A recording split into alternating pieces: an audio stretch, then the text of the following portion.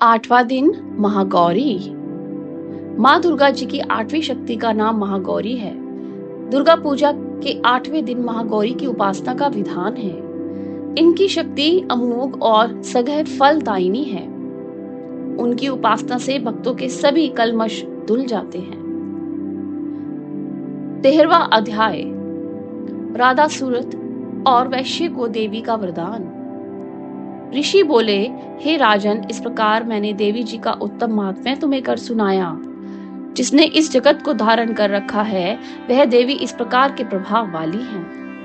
वही देवी विद्या उत्पन्न करती है। उसी विष्णु की माया ने ही, हे राजन, तुमको इस वैश्य को तथा और भी विवेकवान जनों को मोहित कर दिया।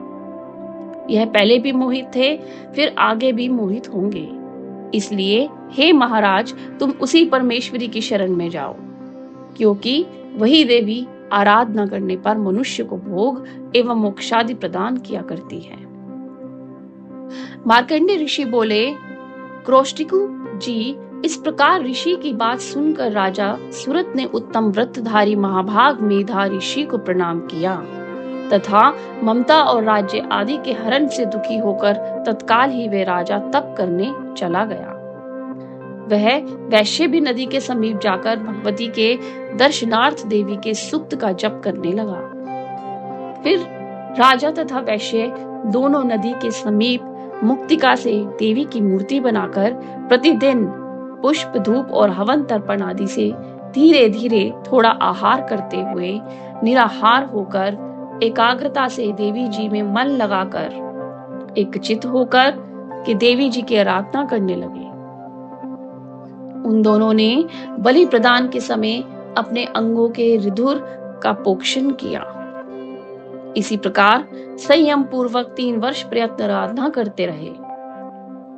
तब तो जगत को धारण करने वाली देवी ने प्रत्यक्ष होकर दर्शन दिया और तब राजा से चंडिका देवी जी बोली, हे राजन, कुल नंदन, तुम दोनों जिस अभिष्ट की प्राप्ति के लिए मेरी प्रार्थना करते रहे हो, वह मुझसे मांगो। मैं प्रसन्न हूं, तुम्हें सब कुछ दूंगी। मार्कंडेय जी बोले, तब राजा ने तो दूसरे जन्म में अक्षय रहने वाला राज्य मांगा और इस जन्म में शत्रु सेना का बलपूर्वक नाश करके फिर अपने राज्य की प्राप्ति का वर मांगा। वैश्य का तो चित्त संसार से खिन्न हो चुका था, इसलिए उस बुद्धिमान ने उस ज्ञान का वर मांगा जिसके द्वारा संसार की अहंता, ममतात्मक आस्तिक नष्ट हो जाए।